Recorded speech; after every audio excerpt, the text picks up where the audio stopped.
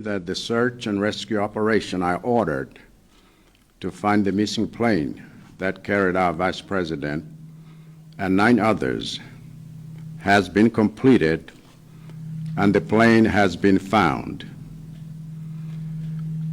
And I am deeply saddened and sorry to inform you all that it has turned out to be a terrible tragedy.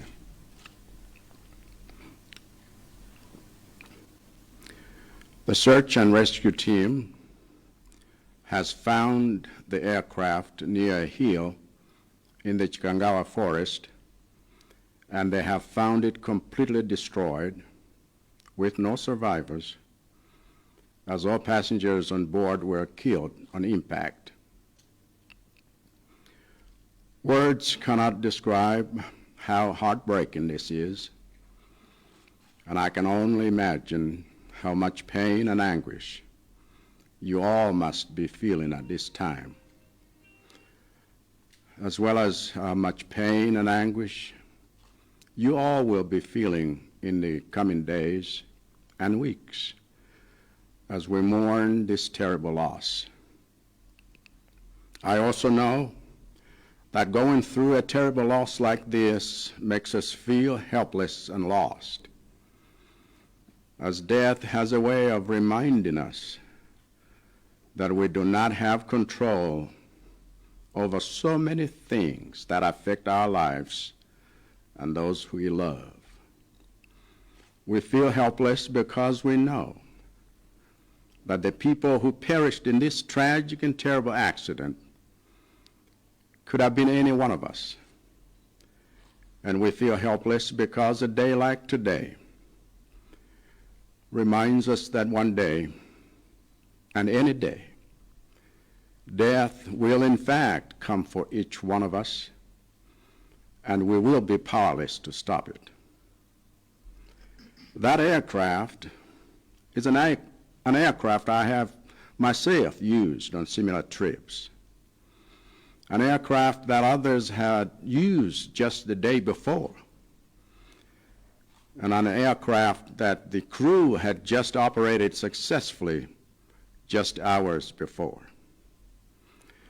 And yet, despite the track record of the aircraft and the experience of the crew, something terrible went wrong with that aircraft on its flight back to Lilongwe, sending it crashing down and killing everyone on board, and leaving us all devastated and asking ourselves questions whose answers cannot take away the pain and the helplessness we feel from this loss.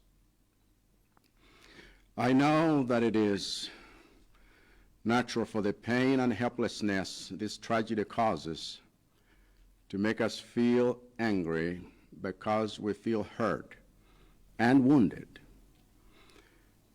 And I want you to know that I understand these feelings because I feel them too.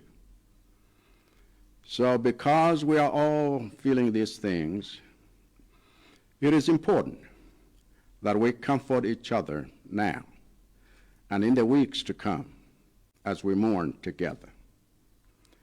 Dr. Saulos Chilima was a good man, a devoted father and husband, a patriotic citizen who served his country with distinction, and a formidable vice president. I consider it one of the greatest honors of my life to have had him as my deputy and counselor for the past 4 years. And his passing is a terrible loss to his wife, Mary, his family, his friends, his colleagues in the cabinet, and to all of us as a nation that found his leadership and courage a source of inspiration. And I know that even the others who were on that flight were men and women of honor who served their country with distinction and whose families are left with broken hearts today. I'm profoundly sorry to all of you for this terrible loss. And I pray to God to comfort us all and to bind up our wounds as we mourn together as one nation under one flag. I want to thank Commander Peary and his MDF team for working through the night under difficult weather conditions to find the remains of our loved ones. The MDF is already in the process of bringing the remains to the Capitol. And later today, my office will announce the arrangement that has been made for laying our beloved Vice President and the others to rest in a dignified manner, worthy of the cherished place they had in our lives and in our nation. I must also thank all former presidents of Malawi for the solidarity they expressed to me when I called each one of them to inform them of the terrible news, because it is in times like this that we must stand together as one people. And I'll be counting on their support to unite us during the days of mourning that lie ahead. But more than anything, I'm deeply sorry to all of you for this terrible loss.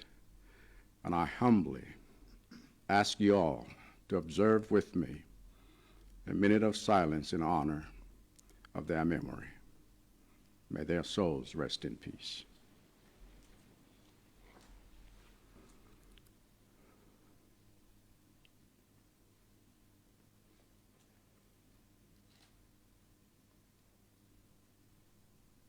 Amen.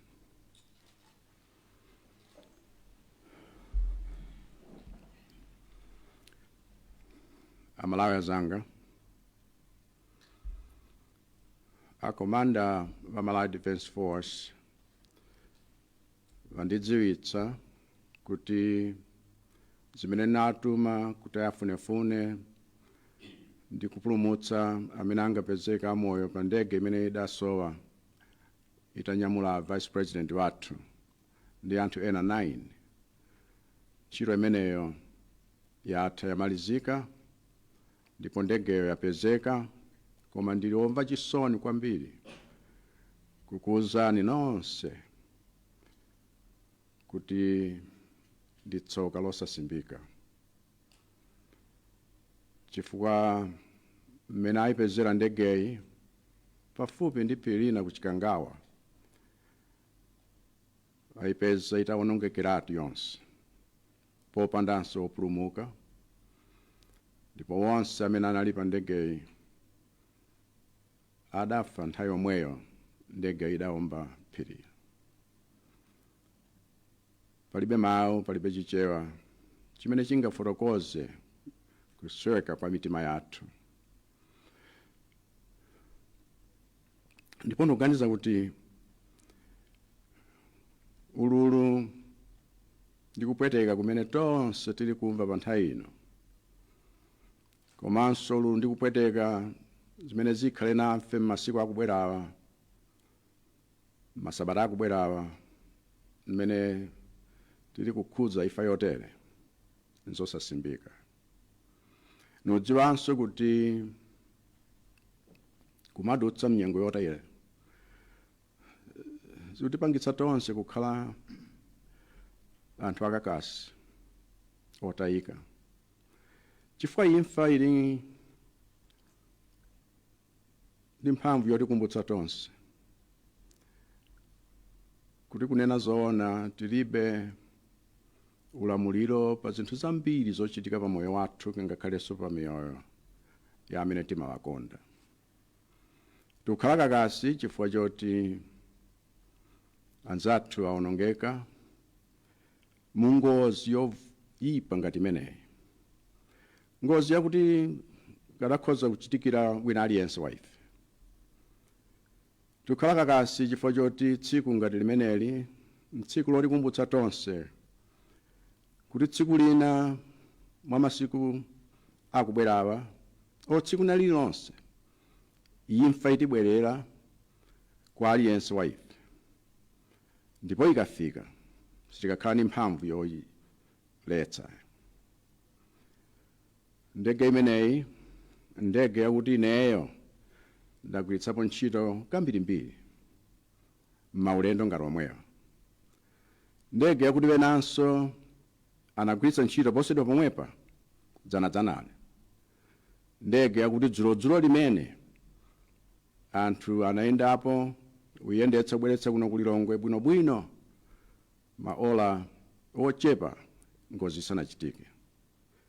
Angakhale kuti ndege yakuti tayendamo komanso oyendetsawo ndi anthu oyidziwa bwino, china chake chinachitika choyipa chakuti sitingadziwe chifukwa anthuwa mmene anawuzidwa kuti azibwerera ku Lilongwe pokanika kutera ku Mzuzu, ndege ija m'malo mobwera kuno yagwa ndi kupha aliyense amene anali momwemo.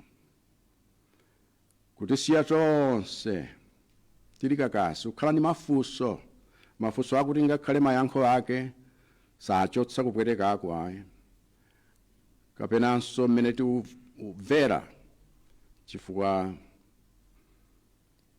cha amene tatayawa. Nodziwa kuti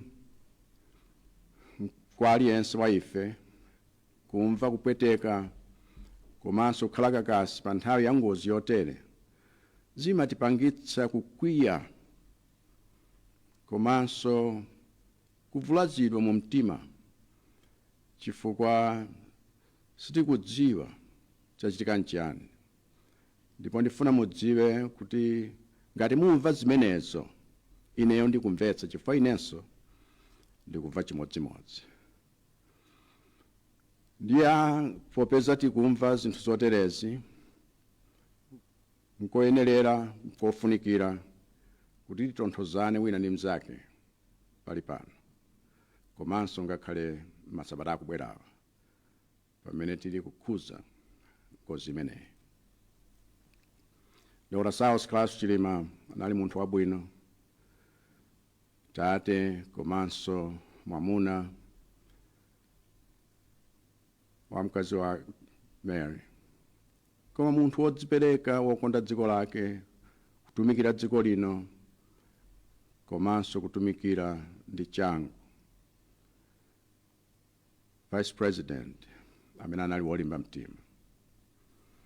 Ndichiyesa chinthu cha mtengo wapatali mmoyo wanga kuti ndakhala naye ngati wachiwiri wanga komanso ngati mlangizi wanga zaka 4 zapitazi, ndipo imfa yawo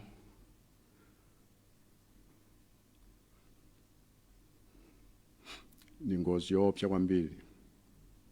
Tatayika, kupasuka, Mai Mary wapasuka, banja lawo lapasuka, abwezi wake apasuka, wonse amene timagwira nawo ntchito amagwira nafe ntchito mkabineti wapasuka, tonse ngati dziko la Malawi tapasuka chifukwa utsogoleri wawo ndi kulimba mtima kwawo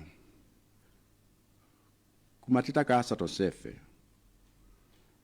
Nodziwa kuti ngakhale bena amene anali mundege imeneyi ndi amayi ndi abambo aulemu wawo amenenso atumikira dziko lathu moyenera ndi mwachidwe. Mabanja wawo nawonso apasuka, mitima yawo yasweka lero. Ndipo ndili ndi chisoni kwambiri kwa inu nonse chifukwa chakutaya okondedwa athu. Pemphero langa kwa Mulungu lakuti atitonthoze tonse komanso kuti zilonda ngati izi ndiye khawe amene akhoza kuchiza pamene tili kukhuza imfa zimenezi ngati mtundu umodzi pansi pa mbendera imodzi. Tithokoze akomanda Phiri komanso timu yawo ndi wonse amene athandizira kugwira ntchito ngakhale usiku wonse munyengo yakuti inali yovuta kwambiri kuti apeze kumene kwagwera ndegeyi kumene kwafera okondedwa athu. Pali pano asilikaliwa alikalikiliki kuti abweretse mitembo ya abale bathu kuno Capital City, ndipo mmene tikumaliza tsikuli tilengezanso mmene zonse zikhalire kuti abale bathu a vice president wathu ndiwe nawo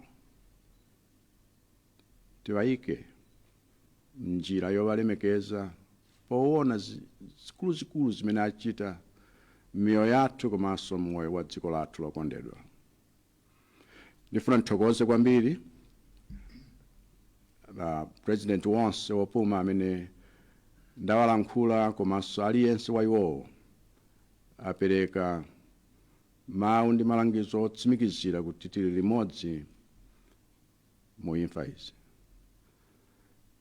Chifukwa ntawayimbira aliyense wa iwo nsanalankhule ndinu nonse, ndinatsimikizira kuti ayambe kukhala wodziwa za nkhani imeneyi. Chifukwa mu nthawi ngati ino ndi nthawi imene tonse tiyenera kuyima limodzi ngati anthu amodzi, ndipo ndizidalira iwo onsewa ndi sapoti yawo kuti atiluzanitse tonse kukhala limodzi pamene tili kulira maliro abale wathu okondedwa m'masiku akubwerawa. Koma koposera ichi, ndili ndi chisoni kwambiri kwa inu nonse chifukwa kupasuka uku kwakhudza tonse, ndipo modzichepetsa ndili kupemphani kuti kulikonse kumene mungakhale tengani mphindi yakuti mukhoza kulemekeza azathu amene apita. Zikomo.